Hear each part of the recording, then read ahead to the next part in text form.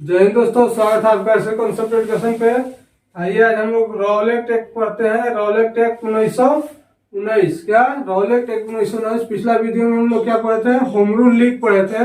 Home rule league जो Annie Besant का home rule league शुरुआत किए थे और तिलक, ये दोनों जो भारत में होम रूल लीग का शुरुआत किए थे, ये दोनों को हम लोग होम रूल लीग जो था उसको पिछला वीडियो में पढ़ लिए हैं। उम्मीद करते हैं वीडियो आप लोगों को पसंद आया होगा। आज हम लोग रॉलेट एक्ट पर चर्चा करेंगे। रॉलेट एक्ट शुरुआत करने का पीछे का क्या कारण था, इसको हम लोग पहले जान लेते हैं, उसके बाद फिर रॉलेट एक्ट पे आएंगे। देखिए इसके पीछे का कारण क्या था कि 1916 में देखेंगे हम लोग कि कांग्रेस का विभाजन हो चुका था, मुस्लिम लीग अलग हो गया था और नरम दल और गरम दल ये दोनों था जो अलग हो गया था। मगर लखनऊ समझौता 1916 ईस्वी में, कब? लखनऊ समझौता जो होता है 1916 ईस्वी में, उसको मुस्लिम लीग और कांग्रेस और नरम दल और गरम दल ये सब सारा एक साथ हो जाता है। क्या हो जाता है? एक साथ हो जाता है और क्रांतिकारी गतिविधि बढ़ने लगता है। क्या हो जाता है? क्रांतिकारी गतिविधि बढ़ने लगता है। और उसके साथ साथ क्या, उसके साथ साथ देखेंगे हम लोग चंपारण सत्याग्रह। क्या? चंपारण सत्याग्रह में महात्मा गांधी का, किनका? महात्मा गांधी को एक और सफलता मिल जाता है। इसके पीछे हम लोग देखे थे अहमदाबाद मिल मजदूर आंदोलन, तो 1918 में, कब? 1918 में हम लोग देखे थे। तो इसको में तो मिला किया था, क्या? उसको में मिला और चंपारण सत्याग्रह में मिला। ये समझिए कि उनको डबल सफलता जो मिल गया था। तो इसके पीछे क्रांतिकारी गतिविधि और बढ़ने लगा। तो क्या हुआ कि ब्रिटेन के हाई कोर्ट के एक जज थे जिनका नाम क्या था? Sir Sydney Rowlatt. क्या? सर सिडनी रॉलेट उनका नाम था। तो उनकी अध्यक्षता में एक कमेटी का गठन हुआ। क्या हुआ? उनकी अध्यक्षता में, सर सिडनी रॉलेट की अध्यक्षता में एक कमेटी का गठन हुआ। और कमेटी क्या कहा कि भारत का दर्शन करके, यानी भारत का घूम करके आइए आप लोग। उस कमेटी को घूमने का आदेश दिया गया कि जाइए आप लोग भारत को देखिए, भारत को देख करके बताइए कि वहाँ क्या चल रहा है। देखिए पहले उसके पीछे फिर एक बार इधर रिवाइज कर लेते हैं। सबसे पहले 1916 ईस्वी में लखनऊ समझौता होता है। जैसे देखिए रॉलेट एक्ट लाने का, इसके पीछे का कारण क्या था? तो रॉलेट एक्ट 1919 लाने का कारण हो गया 1916 ईस्वी में लखनऊ समझौता हुआ और उसको मुस्लिम लीग जो अलग हो गया था कांग्रेस से, तो मुस्लिम लीग और कांग्रेस फिर 1916 के लखनऊ समझौता के बाद एक साथ आ जाता है। और नरम दल और गरम दल, कांग्रेस देखिएगा कि नरम दल और गरम दल में फूट जाता है, तो वो भी 1916 में एक में आ जाता है। यानी समझिए कांग्रेस एक बड़ा पार्टी मजबूत होने लगता है और क्रांतिकारी का क्या हो जाता है? क्रांतिकारी गतिविधि बढ़ जाता है। एक तरफ से तो ये कारण हो गया, दूसरे तरफ से महात्मा गांधी के डबल क्या हो गया? डबल समझिए कि सफलता मिल गया। अहमदाबाद मिल मजदूर और चंपारण सत्याग्रह, तो ये दोनों से उधर से भी सफलता मिलते आ रहा था। तो क्रांतिकारी को उत्साह जगा कि सही में जब महात्मा गांधी प्रयास कर रहे हैं तो हम लोग को सफलता मिल रहा है, तो क्रांतिकारी गतिविधि और बढ़ने लगा। तो जब क्रांतिकारी गतिविधि भारत में बढ़ने लगा जाते, तो क्या हुआ कि ब्रिटेन में हाईकोर्ट के एक जज थे। क्या थे?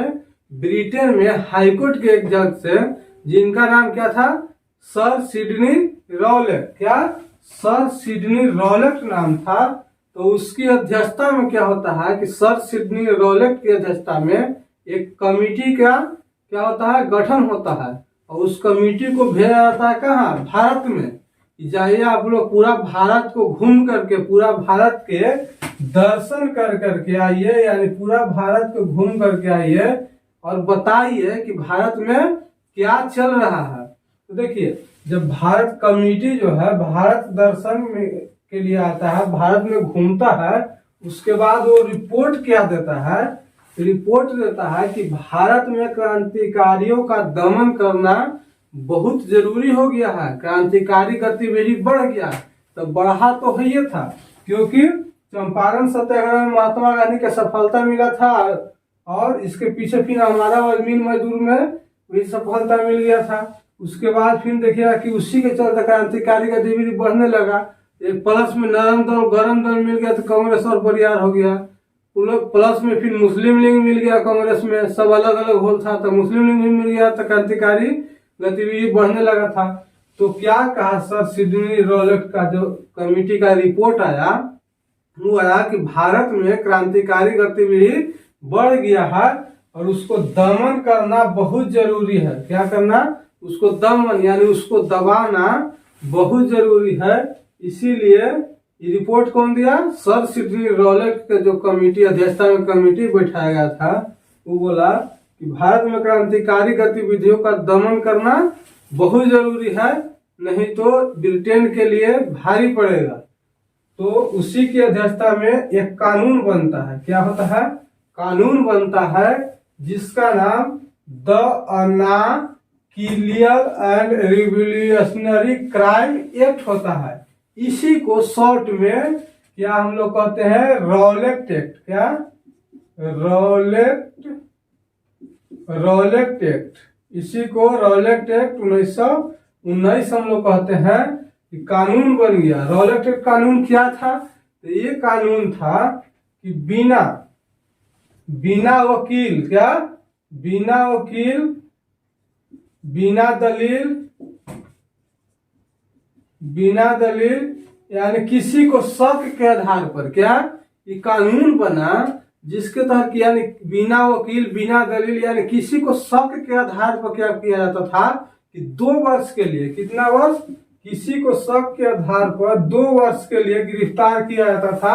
अगर आपको शक हो गया कि हाँ आप क्राइम में क्रांतिकारी गतिविधियों में संलिप्त हैं तो आपको 2 साल के लिए कैद कर दिया जाएगा। क्या? कैद कर दिया जाएगा।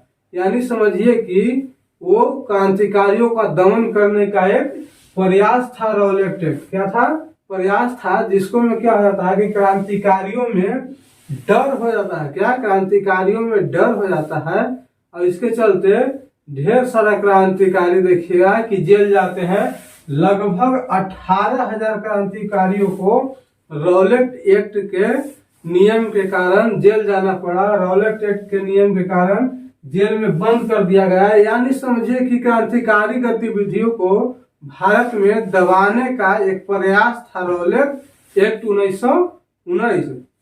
क्योंकि रॉलेट एक्ट कमेटी जो था वही सिफारिश किया कि भारत में क्रांतिकारी गतिविधियों को दबाया जाए, नहीं तो ब्रिटेन ढेर दिन तक राज नहीं कर पाएगा भारत में। नहीं कर पाएगा तो उसी के चलते तो रॉलेट एक्ट कानून बना। कानून क्या था? इसको में the anarchical and revolutionary crime act, इसी को रॉलेट एक्ट, इसको शॉर्ट में रॉलेट एक्ट 1919 कहा जाता है। रॉलेट एक्ट था क्या? तो रॉलेट एक्ट था बिना वकील बिना दलील यानी आप 2 वर्ष के लिए आपको कैद कर लिया जाएगा और क्रांतिकारी गतिविधियों को एक दबाने का प्रयास था। और इसके चलते क्रांतिकारियों में डर हो गया कि 2 साल के लिए बिना कुछ जाने पूछे रख लेगा। तो इसके चलते कितना 18,000 क्रांतिकारी जेल भेजा गया था। कितना? रॉलेट एक्ट के विरोध में 18,000 क्रांतिकारियों को जेल भेजा गया था। और इसके रॉलेट एक्ट के विरोध में गांधी जी का कथन क्या था? महात्मा गांधी का कथन क्या था? कथन पूछता है यह किनका कथन था कि यह कानून अनुचित स्वतंत्रता विरोधी और मूल अधिकारों की हत्या करने वाला कानून है। यानी महात्मा गांधी क्या कहे थे कि यह जो कानून आया है भारत में यह अनुचित है। क्या है? अनुचित, उचित नहीं है। सिर्फ स्वतंत्रता विरोधी को जो सोच रहे हैं कि हम लोग को भारत स्वतंत्र हो जाए, आजाद हो जाए, यानी स्वतंत्रता विरोधी को मूल अधिकार, क्या मूल अधिकार की हत्या करने वाला कानून है। इस कानून के चलते भारत के स्वतंत्रता सेनानियों को मूल अधिकार का हनन होगा। गांधी जी का कथन यही था। उसके बाद आता है फिर क्वेश्चन कि रॉलेट एक्ट 1919 का कहां से कौन विरोध किए थे, यहां से भी क्वेश्चन पूछता है। देखिए रॉलेट एक्ट का विरोध दिल्ली से स्वामी श्रद्धानंद किए थे। कहां से? स्वामी श्रद्धानंद थे जो जो दिल्ली से विरोध किए थे, कहां से विरोध किए थे? दिल्ली से स्वामी श्रद्धानंद किए थे, महाराष्ट्र से तिलक किए थे। कौन? महाराष्ट्र से तिलक किए थे, और पंजाब से सत्यपाल मलिक और सैफुद्दीन कुचलू किए थे। क्या? किचलू किए थे, सैफुद्दीन किचली और सत्यपाल मलिक कहाँ से किए थे? पंजाब से। आइए इसको एक बार फिर से रिवाइज कर लेते हैं ताकि हम लोगों को वीडियो में ही ठीक ढंग से याद हो जाए। आइए, रॉलेट एक्ट। क्या? Rowlatt act 1919। रॉलेट एक्ट कब आया? 1919। और रॉलेट एक्ट क्यों बना, क्यों बनाने की जरूरत पड़ा, क्यों लाने की जरूरत पड़ा रॉलेट एक्ट को भारत में? तो आइए इसके पीछे का कारण हम लोग देखते हैं। सबसे पहले देखेंगे कि रॉलेट एक्ट का लाने का कारण क्या था कि जो नरम दल और गरम दल में कांग्रेस बट गया था, मुस्लिम लीग अलग हो गया था कांग्रेस से, तो सारा लखनऊ समझौता में मुस्लिम लीग और इंडियन नेशनल कांग्रेस एक साथ आया था। क्या? मुस्लिम लीग और इंडियन नेशनल कांग्रेस और नरम दल और गरम दल ये दोनों एक साथ आता है। तो जिसके चलते क्या होता है? क्रांतिकारी गतिविधि भारत में बढ़ने लगता है। और दूसरी तरफ से महात्मा गांधी को क्या होता है कि चंपारण सत्याग्रह में सफलता मिल जाता है। और चंपारण सत्याग्रह के बाद क्या था? अहमदाबाद मिल मजदूर में सफलता मिल जाता है। तो दोनों को देखते हुए भारत में क्रांतिकारियों को उत्साह जगा कि लगता है कि हम लोग अब स्वतंत्र होंगे। क्या? स्वतंत्र होंगे। तो इसके चलते क्रांतिकारी गतिविधि बढ़ने लगा भारत में। अब बढ़ने लगा तो ब्रिटेन का हाईकोर्ट के एक जज था सर सिडनी रॉलेट। कौन? सर सिडनी रॉलेट था। तो उसके अध्यक्षता में एक कमेटी का गठन होता है। क्या होता है? ब्रिटेन में सर सिडनी रॉलेट की अध्यक्षता में एक कमेटी का गठन होता है, और उस कमेटी को भारत दर्शन के लिए भेजा जाता है। जाइए आप भारत में घूम करके देखिए कि क्या स्थिति है भारत में। तो वो कमेटी क्या रिपोर्ट सौंपता है कि भारत में क्रांतिकारी गतिविधि बढ़ चुका है। क्या हो गया है? भारत में क्रांतिकारी गतिविधि बढ़ चुका है, और इसको दमन करना यानी इसको समाप्त करना बहुत जरूरी है, नहीं तो ब्रिटेन ज्यादा दिन तक भारत पर राज नहीं कर पाएगा। तो क्या होता है कि इसी के चलते इसी रिपोर्ट पर एक कानून बनता है, the anarchical and revolutionary crime act, जिसको आज हम लोग रॉलेट एक्ट बोलते हैं। रॉलेट एक्ट कब आया था? 1919 में आया था। रॉलेट एक्ट था क्या? ये था बिना वकील बिना दलील यानी 2 वर्ष के लिए। इसको में क्या होता था रॉलेट एक्ट में कि शक के आधार पर, क्या? शक के आधार पर 2 वर्ष के लिए, कितना वर्ष के लिए? 2 वर्ष के लिए गिरफ्तार कर लिया जाता था। और उसको 2 वर्ष, अगर आपको शक होता है कि आप किसी क्रांतिकारी गतिविधियों में लिप्त हैं, तो आपको 2 वर्ष के लिए क्या होता था कि सजा दिया जाता था। और इसके चलते क्रांतिकारियों में डर हो गया, और इसको से रॉलेट एक्ट के चलते क्रांतिकारी गतिविधि में डर हुआ, क्रांतिकारियों में डर आ गया, और 18,000 क्रांतिकारियों का जेल भेजा गया था। रॉलेट एक्ट जो कानून आया, इसके लिए 18,000 क्रांतिकारियों को जेल भेजा गया। और इसके पीछे महात्मा गांधी का कथन क्या था? महात्मा गांधी क्या कहे थे इस कानून को? इस कानून को महात्मा गांधी कहे थे कि यह कानून अनुचित स्वतंत्रता माने उचित नहीं है। यह स्वतंत्रता विरोधियों को, जो भारत को आजाद कराना चाहते हैं, उस स्वतंत्रता विरोधियों को मूल अधिकार, क्या? उसका मूल अधिकार की हत्या है। क्या है? हत्या है। जो भारतीय क्रांतिकारी भारत को स्वतंत्र कराना चाहते हैं, उनकी मूल अधिकारों की ये हत्या कर रहा है। ये कानून ला करके, ये कानून उचित नहीं है, यह कानून अनुचित है। उसके बाद पूछता क्वेश्चन कि दिल्ली यानी दिल्ली से कौन थे, किस स्थान से कौन इसका नेतृत्व कर रहे थे कि इसने विरोध किया था? तो वहां से क्वेश्चन भी आता है। तो देखिए, दिल्ली से विरोध किया कौन? स्वामी श्रद्धानंद जो थे, स्वामी श्रद्धानंद, वो दिल्ली से विरोध करते हैं। अब महाराष्ट्र से तिलक विरोध करते हैं। तिलक कहाँ से विरोध करते हैं? तो महाराष्ट्र से विरोध करते हैं। और पंजाब से सत्यपाल मलिक और सैफुद्दीन कुचली विरोध करते हैं। क्या? सत्यपाल मलिक और सफीउद्दीन किचलू जो है वो पंजाब से विरोध करते हैं। उम्मीद करते हैं आप लोगों को वीडियो पसंद आया होगा।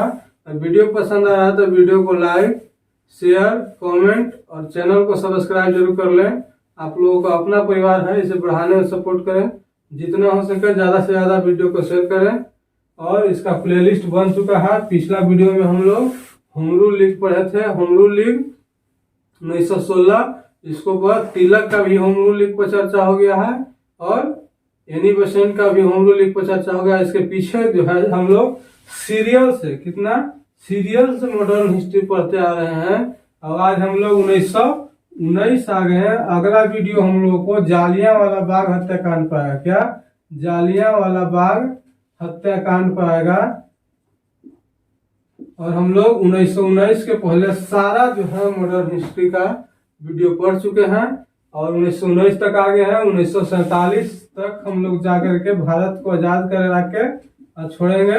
उसके बाद हम लोग ज्योग्राफी पर चलेंगे। धन्यवाद।